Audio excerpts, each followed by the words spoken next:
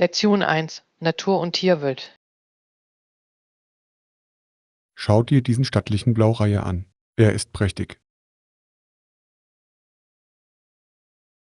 In der Tat, es sind so anmutige Vögel, besonders wenn sie in den sumpfigen Tümpeln fischen. Ich finde es faszinierend, wie sie auf Nahrungssuche gehen. Tja, sie sind geduldige Jäger, die auf den perfekten Moment zum Zuschlagen warten.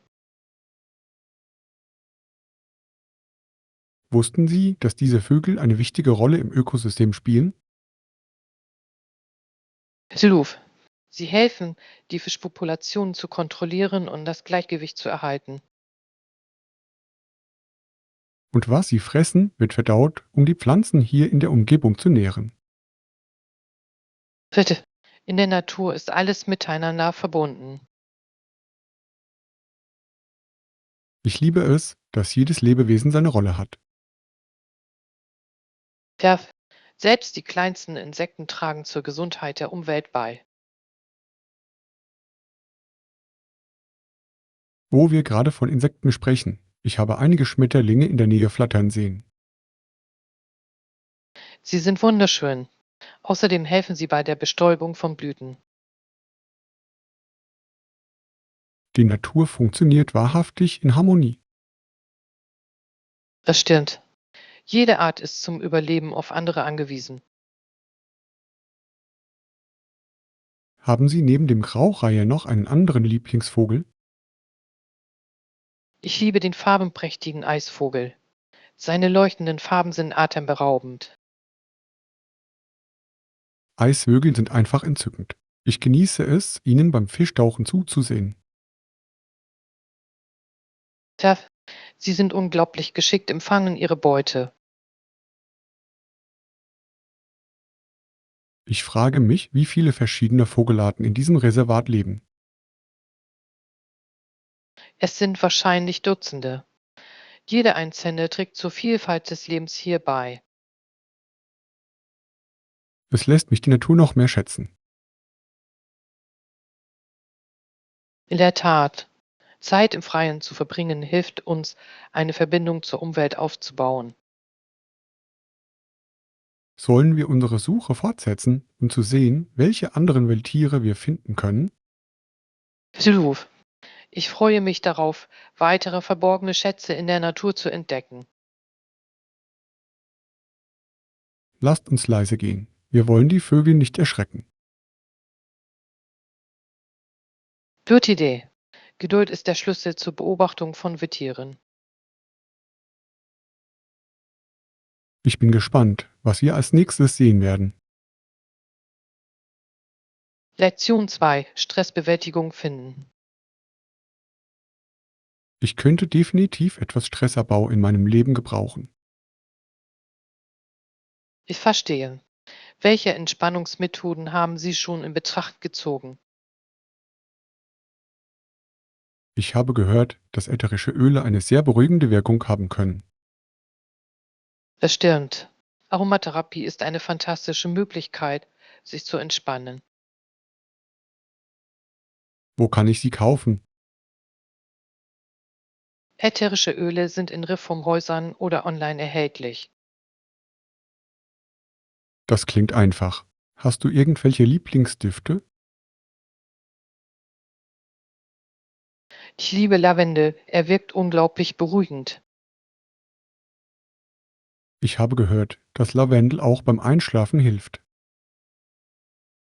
Tja, er schafft eine friedliche Atmosphäre zum Entspannen. Welche anderen Methoden gibt es zur Stressbewältigung? Haben Sie schon einmal Meditation ausprobiert? Sie kann sehr wirksam sein. Ich habe darüber nachgedacht, mich aber nie wirklich dazu entschlossen. Es ist einen Versuch wert. Schon wenige Minuten am Tag können helfen. Ich werde mir Meditations-Apps ansehen. Vielleicht helfen sie mir weiter. Das ist eine großartige Idee. Viele Apps bieten tolle geführte Sitzungen an. Und wie sieht es mit körperlichen Aktivitäten aus? Empfinden Sie diese als hilfreich? Hilf. Sport ist eine fantastische Möglichkeit, Stress abzubauen. Was machst du gern? Ich liebe Yoga. Es verbindet Bewegung mit Achtsamkeit. Ich wollte schon immer mal Yoga ausprobieren. Ist es schwierig?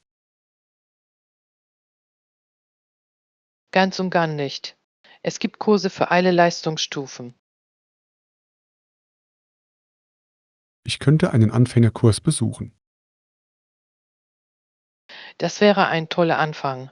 Sie können in Ihrem eigenen Tempo vorankommen. Ich schätze all diese Vorschläge. Gern geschehen. Denken Sie daran, sich selbst etwas Gutes zu tun. Ich werde mir in meinem Terminkalender auf jeden Fall Zeit für Entspannung einplanen. Ganz genau so. Du verdienst es, dich rundum wohlzufühlen. Vielen Dank für die Ermutigung. Ich freue mich darauf, diese Möglichkeiten zu erkunden. Lektion 3: Effektive Kommunikation am Arbeitsplatz. Bei der Kommunikation mit Kollegen ist Klarheit unerlässlich. Da stimme ich zu. Wir müssen unseren Kommunikationsstil an unser Publikum anpassen. Genau. Unterschiedliche Menschen reagieren besser auf unterschiedliche Herangehensweisen. Ja, manche bevorzugen direkte Informationen, andere schätzen eine detailliertere Erklärung. Wie gehen Sie üblicherweise vor? Ich versuche zunächst, ihre Vorlieben einzuschätzen. Das hilft mir, meine Botschaft anzupassen.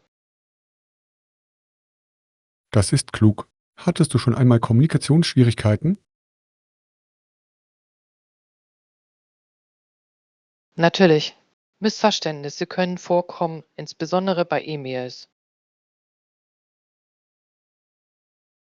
Ich weiß, was du meinst. Der Tonfall kann leicht falsch interpretiert werden. Ja, ich füge oft eine freundliche Begrüßung hinzu, um eine positive Atmosphäre zu schaffen. Das ist eine hervorragende Strategie. Wie sieht es während Besprechungen aus? Ich befürworte stets offene Diskussionen. Sie fördern die Zusammenarbeit. Das gefällt mir. Jeder sollte sich wohlfühlen, seine Gedanken mitzuteilen. Tja, das kann zu innovativen Ideen und Lösungen führen. Mussten Sie schon einmal ein schwieriges Gespräch führen? Das habe ich. Es ist wichtig, ruhig zu bleiben und aktiv zuzuhören. Zuhören ist das A und O. Es zeugt von Respekt und hilft, Konflikte zu lösen. Ruf. Manchmal wollen die Menschen einfach nur gehört werden. Was tun Sie, wenn jemand in die Defensive geht? Ich bleibe geduldig und versuche, mich darauf zu konzentrieren, Gemeinsamkeiten zu finden. Das ist klug. Die Konzentration auf Lösungen kann die Diskussion verändern. Tja, dadurch wird die Energie hin zur Zusammenarbeit statt zum Konflikt gelenkt. Ich schätze Ihre Einblicke zu diesem Thema. Vielen Dank. Effektive Kommunikation ist in jedem Arbeitsumfeld unerlässlich. Lasst uns diese Strategien während unseres heutigen Treffens im Hinterkopf behalten. Lektion 4: Gesellschaft und Gerechtigkeit. Ist Ihnen aufgefallen, wie paramilitärische Mode in letzter Zeit immer beliebter wird? Ja, es ist wirklich beeindruckend. Es scheint eine gewisse Härte im Stil widerzuspiegeln. In der Tat. Allerdings wirft dies Fragen hinsichtlich der damit verbundenen Botschaft auf. Das steht. Mode kann manchmal gesellschaftliche Probleme, einschließlich Konflikte, widerspiegeln. Apropos Konflikte. Ich habe gelesen, dass die Justiz gegenüber jeglichem Handel, der mit Gewalt in Verbindung steht, mit größerer Härte vorgeht. Das ist ein interessanter Punkt. Er zeigt, wie sich das Recht an gesellschaftliche Herausforderungen anpasst. Ja, aber löst dieser Ansatz wirklich die vorliegenden Probleme? Das ist umstritten. Manche argumentieren, dass harte Maßnahmen zu mehr Unmut führen können. Ich kann diese Sichtweise nachvollziehen. Menschen könnten sich durch eine strikte Durchsetzung der Gesetze ausgegrenzt fühlen. Ja, es ist unerlässlich, Gerechtigkeit und Mitgefühl in Einklang zu bringen. Ein fairer Ansatz könnte zu besseren gesellschaftlichen Ergebnissen führen. Ver Rehabilitation statt Bestrafung kann Veränderungen bewirken. Ich frage mich, wie sich diese Trends auf die öffentliche Wahrnehmung von Autorität auswirken. Sie können entweder Vertrauen oder Misstrauen erzeugen, je nachdem, wie sich die Menschen behandelt fühlen. Vertrauen ist entscheidend für ein gesundes Verhältnis zwischen Bürgern und Justiz. Düsseldorf. Ohne Vertrauen wird Zusammenarbeit schwierig. Wie können wir also einen positiveren Dialog über diese Themen fördern? Offene Diskussionen und gesellschaftliches Engagement können die Kluft überbrücken. Gemeinschaftsprogramme könnten dazu beitragen, zugrunde liegende Probleme anzugehen. Der Menschen durch Bildung und Ressourcen zu stärken, ist von entscheidender Bedeutung. Es scheint ein komplexes Problem ohne einfache Lösungen zu sein. In der Tat, dort die Komplexität anzuerkennen, ist der erste Schritt zum Fortschritt.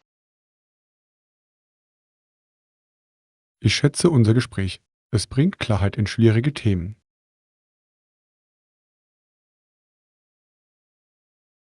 Ich sehe das genauso. Diskussionen wie diese können zu durchdachtem Handeln anregen. Lasst uns diese Themen weiterhin gemeinsam erörtern. Lektion 5: Achtsame Entscheidungen. Ich merke, wie leicht es mir fällt, gedankenlos meine Social-Media-Apps zu öffnen.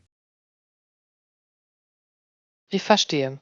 Es kann zur Gewohnheit werden, sie zu überprüfen, ohne überhaupt darüber nachzudenken.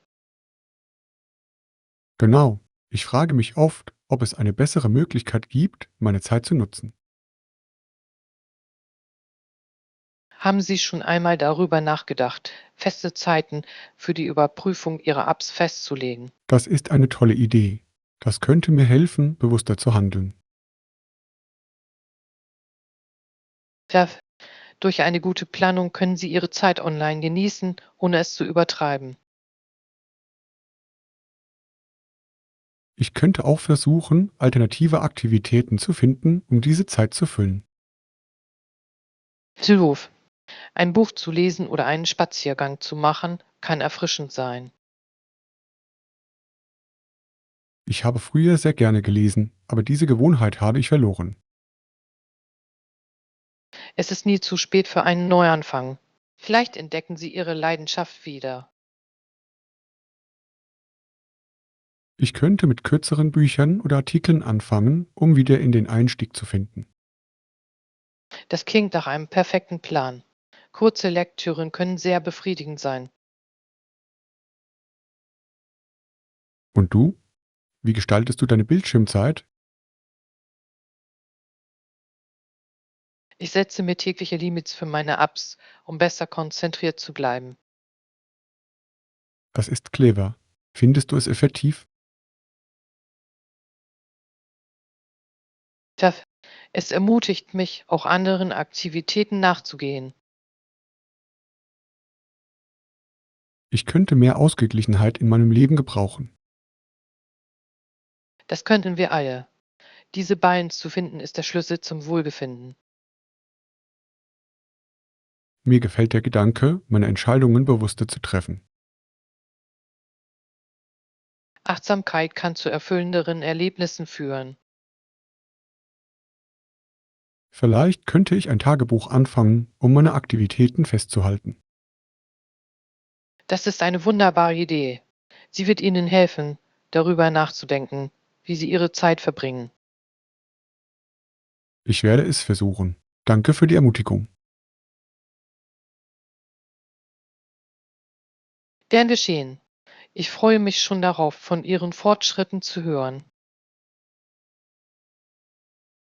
Auf bewusste Entscheidungen und erfüllendere Tage.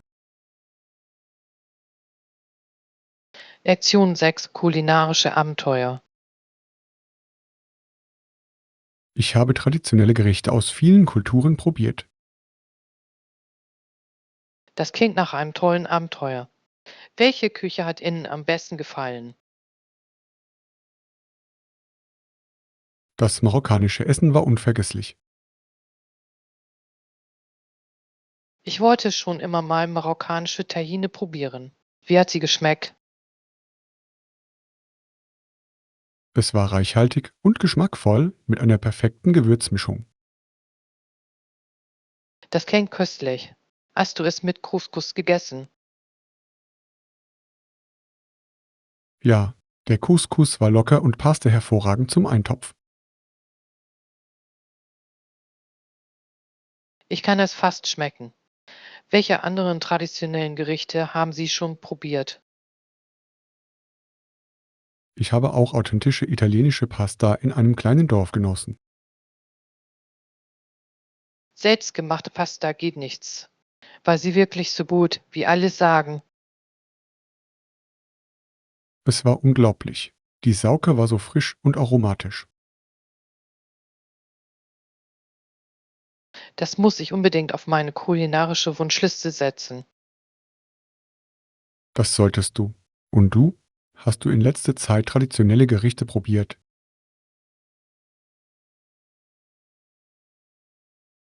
Ich habe vor kurzem thailändisches Streetfood probiert. Es war ein wahres Geschmackserlebnis. Ich liebe thailändisches Essen. Hast du auch scharfe Gerichte probiert? Ja, ich hatte ein scharfes grünes Curry, das meine Geschmacksknospen zum Tanzen brachte. Das klingt fantastisch. Ich mag die Ausgewogenheit von Schärfe und Süße in der thailändischen Küche. Klar, es ist ein kulinarisches Erlebnis der Extraklasse. Haben Sie schon einmal versucht, traditionelle Gerichte zu Hause zuzubereiten? Ich habe einmal versucht, Sushi zuzubereiten, aber das war ein ziemliches Schaus. Sushi kann knifflig sein. Wie ist es geworden? Sagen wir einfach, es sah eher aus wie ein auseinandergenommenes Brötchen. Das ist ja urkomisch. Wenigstens hattest du Spaß beim Erstellen. In der Tat, Kochen sollte immer ein Abenteuer sein, auch wenn es mal chaotisch wird. Da stimme ich zu. Der Prozess ist genauso wichtig wie das Ergebnis. Außerdem liefert es uns tolle Geschichten zum Erzählen. Wo wir gerade von Geschichten sprechen, sollten wir mal gemeinsam ein traditionelles Gericht kochen. Das klingt nach einer fantastischen Idee. Welche Küche sollten wir wählen? Wie wär's mit Griechisch? Ich wollte schon immer mal Moussaka machen. Perfekte Wahl. Ich kann es kaum erwarten, in dieses kulinarische Abenteuer einzutauchen. Lass es uns bald planen. Ich bin gespannt, wie es ausgehen wird. Lektion 7: Gemeinsame Familienmomente wertschätzen. Ich versuche, so viel Zeit wie möglich mit meinem Großvater zu verbringen. Das ist wunderbar. Großeltern haben oft so viele Geschichten zu erzählen. Ja, ich gehe manchmal mit ihm im Park spazieren. Das klingt herrlich.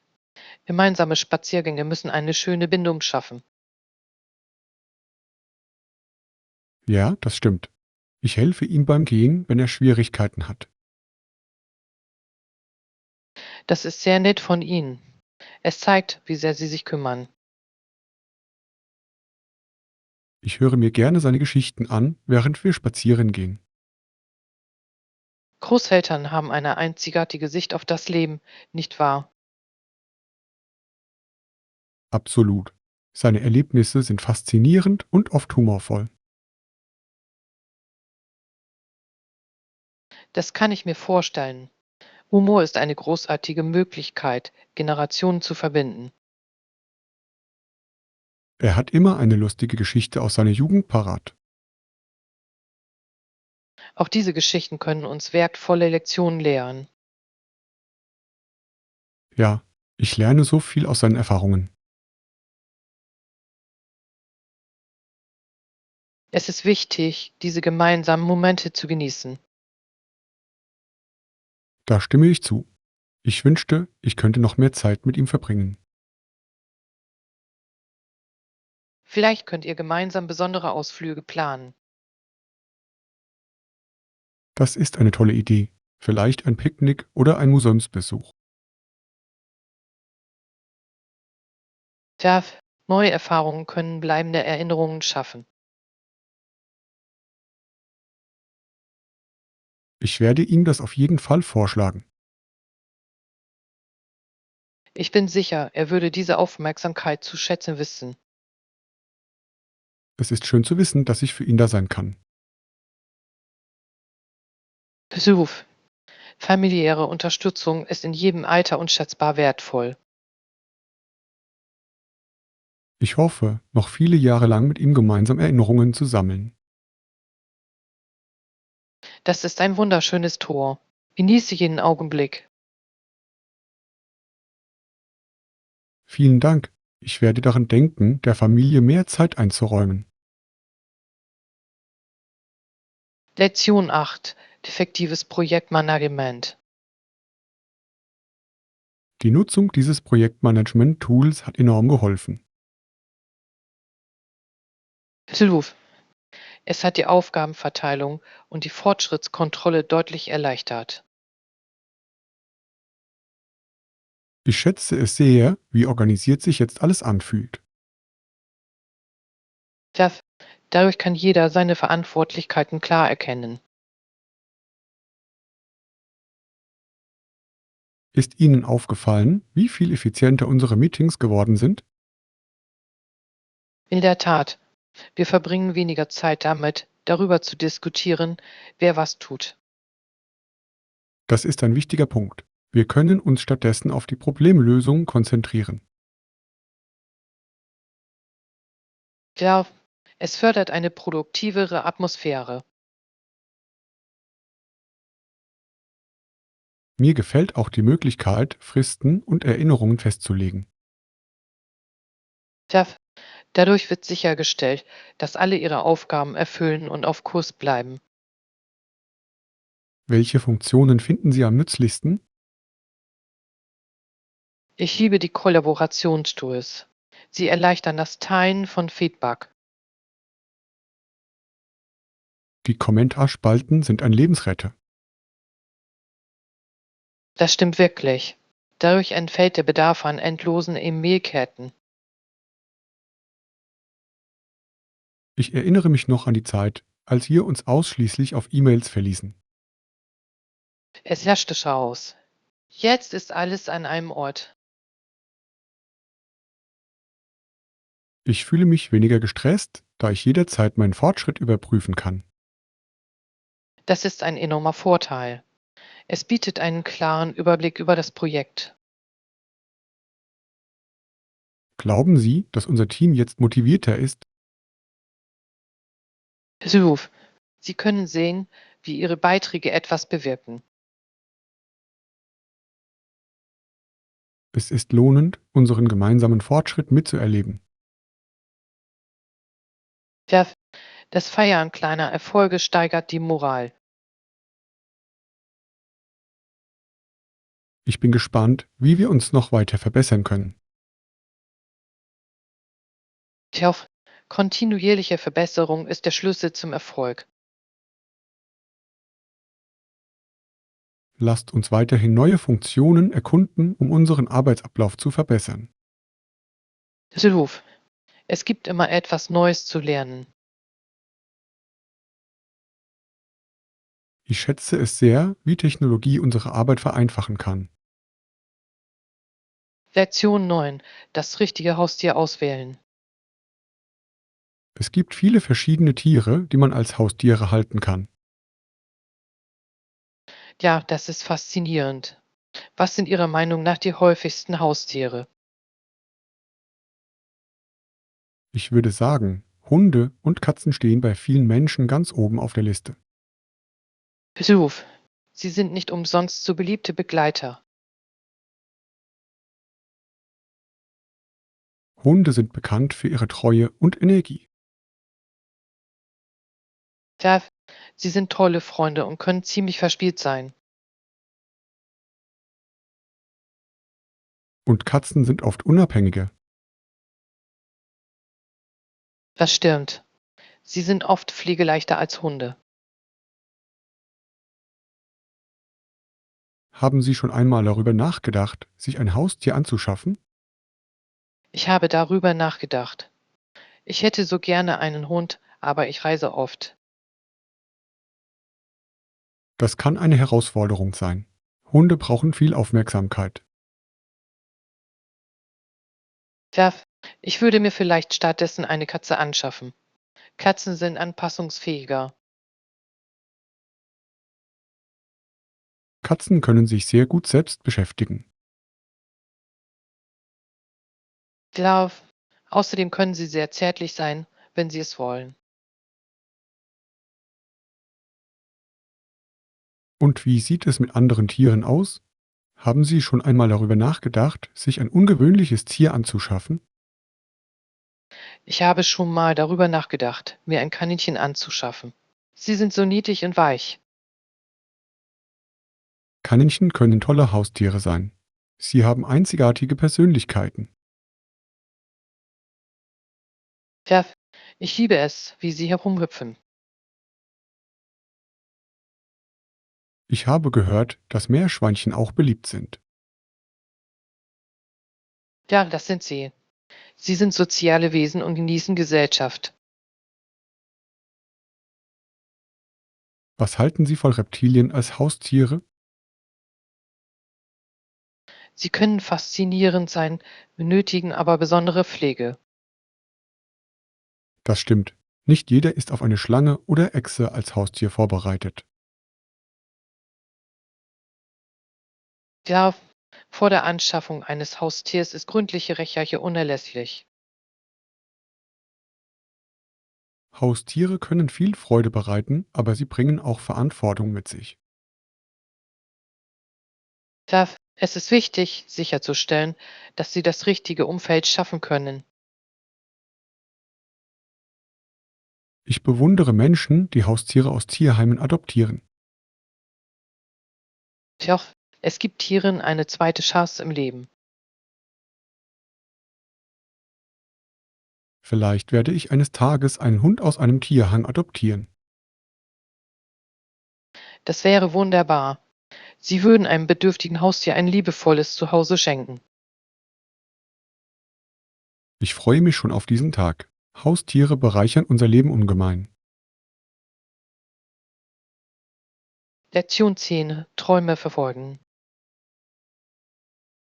Hast du von der jungen Frau gehört, die in die große weite Welt hinausging? Ja, sie hat wirklich viel erreicht. Das ist sehr inspirierend.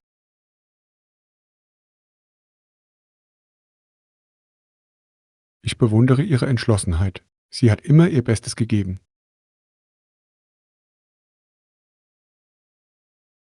Ruf, es erfordert eine Menge Mut, seinen Träumen nachzujagen.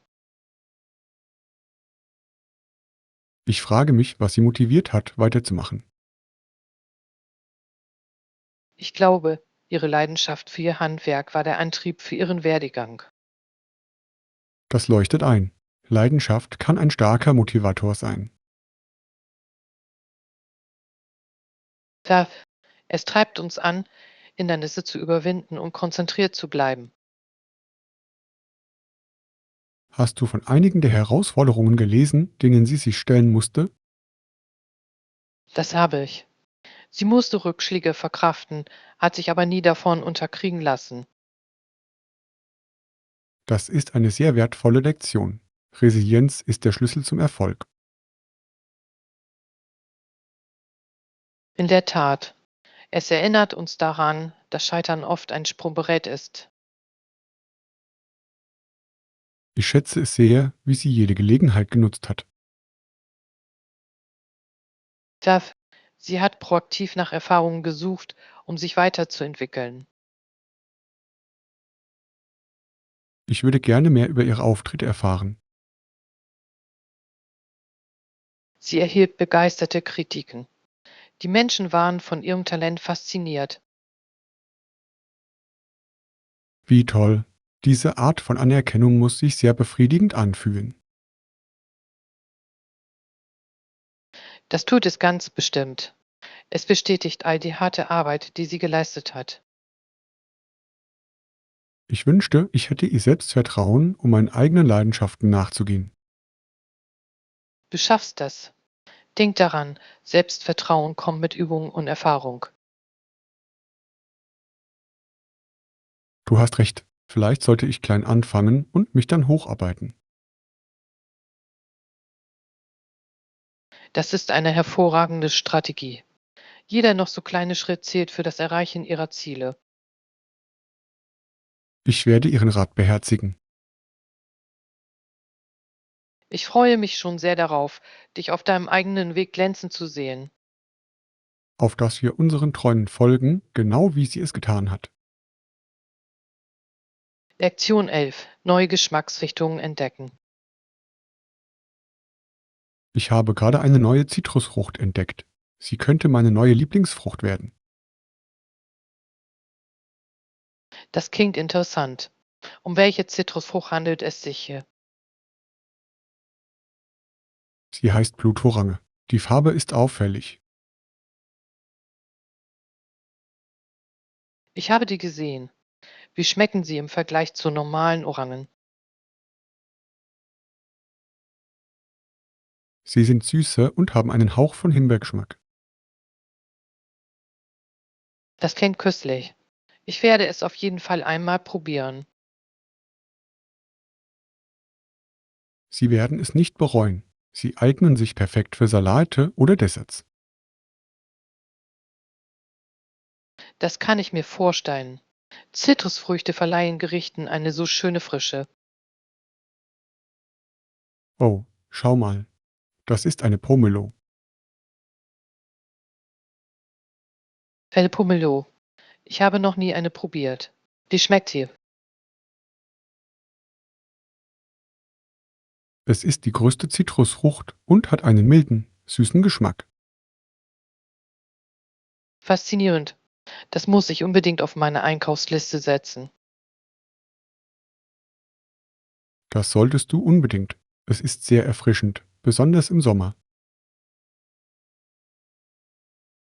Ich liebe es, neue Früchte zu entdecken. Das macht die Mahlzeiten abwechslungsreich. Genau. Jede Frucht hat ihre eigene, einzigartige Geschichte und ihr eigenes Geschmacksprofil. Und das Experimentieren damit kann zu köstlichen Kreationen führen. Haben Sie schon einmal einen Obstsalat mit verschiedenen Obstsorten zubereitet? Ja, habe ich. Es ist eine farbenfrohe und leckere Art, Obst zu genießen. Das sollte ich mal ausprobieren. Das klingt nach einer tollen Aktivität. Das stimmt. Außerdem kann man bei Dressings und Toppings kreativ werden. Was gibst du normalerweise in deinen Obstsalat? Ein Hauch Honig und ein Spritzer Limette heben den Geschmack wunderbar hervor. Das klingt herrlich. Ich werde daran denken, das auszuprobieren. Du wirst es leben. Frisches Obst verdient etwas mehr Aufmerksamkeit. Ich freue mich darauf, mit all diesen Zitrusfrüchten zu experimentieren. Doch lasst uns bald gemeinsam ein Obstgericht zubereiten. Das klingt nach einer wunderbaren Idee. Ich kann es kaum erwarten, unsere Kreationen zu probieren. Lektion 12. Reiseabenteuer. Deine Reise klingt fantastisch. Ich habe in London angefangen. Das ist eine fantastische Stadt, um Ihre Reise zu beginnen. Was hat Ihnen am besten gefallen? Ich habe es geliebt, die historischen Stätten zu erkunden, insbesondere den Tower of London. Die Geschichte dort ist faszinierend. Haben Sie die Kronjuwelen gesehen? Ja, sie waren atemberaubend. Nach London reiste ich durch Paris.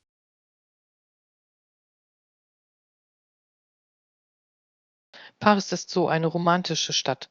Hast du den Eiffelturm besucht? Ja, das habe ich. Der Aufstieg bis ganz nach oben war ein unvergessliches Erlebnis. Die Aussicht muss spektakulär gewesen sein. Das war es wirklich. Dann setzte ich meine Reise nach Rom fort. Warum? Das Essen muss unglaublich gewesen sein. Es war köstlich. Ich habe die beste Pasta meines Lebens gegessen. Ich kann das mir nur vorstellen. Haben Sie das Kolosseum besucht? Absolut. Drinnen zu stehen, fühlte sich an wie eine Reise in die Vergangenheit. Das ist einer meiner Träume. Haben Sie an irgendwelchen Touren teilgenommen? Ja, ich habe an einer Führung teilgenommen, wodurch die Geschichte lebendig wurde. Diese Touren bieten oft so interessante Einblicke. Nach Rom reiste ich weiter nach Barcelona. Barcelona ist posierend. Hast du die Architektur Gaudes gesehen? Ja, die Sagrada Familia war atemberaubend. Es ist ein wahrhaft einzigartiges Meisterwerk. Haben Sie lokale Gerichte probiert? Ich habe jeden Abend Tapas genossen. Sie waren köstlich. Tapas sind die perfekte Möglichkeit, verschiedene Geschmacksrichtungen zu erleben. Jede Stadt bot etwas Einzigartiges und machte die Reise so unvergesslich. Das klingt nach einem rundum gelungenen Abenteuer. Ich würde gerne mehr über Ihre Reisen erfahren. Ich habe jede Menge Geschichten. Vielleicht können wir gemeinsam eine Reiseserie planen. Das klingt nach einer wunderbaren Idee. Wenn wir unsere Erfahrungen teilen, könnten wir andere inspirieren. Lektion 13. Natur und Fitness im Gleichgewicht. Ich genieße es, Zeit in der Natur zu verbringen. Es ist so erfrischend. Das ist schön. Ich gehe gerne ins Fitnessstudio und trainiere. Das Fitnessstudio ist toll, aber verspürst du manchmal das Bedürfnis, draußen zu sein? Hilf. Ich versuche, beides in Einklang zu bringen. Die Natur wirkt verjüngend. Ich stelle fest, dass sich meine Stimmung deutlich verbessert, wenn ich mich im Freien aufhalte. Da stimme ich zu.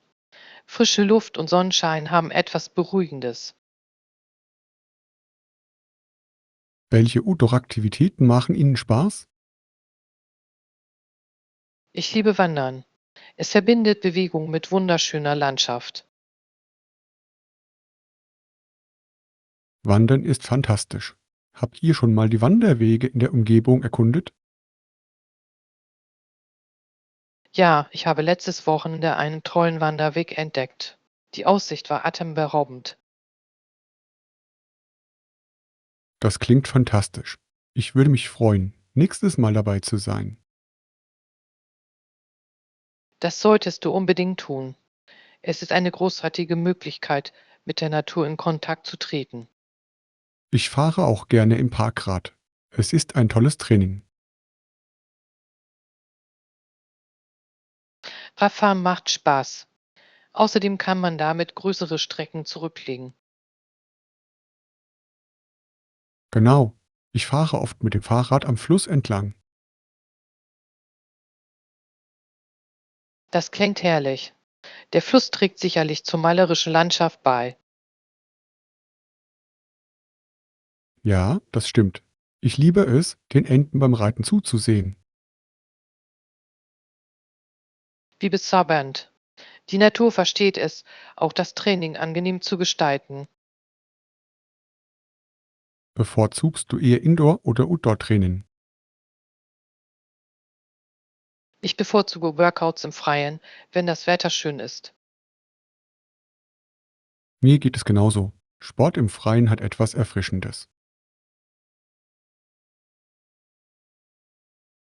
Außerdem ist es eine tolle Möglichkeit, neue Leute kennenzulernen.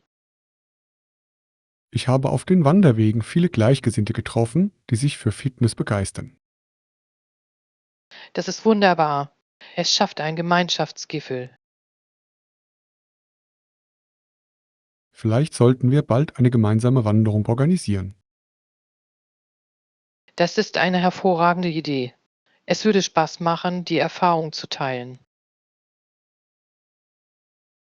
Lass es uns planen. Natur und Fitness zusammen sind das perfekte Duo.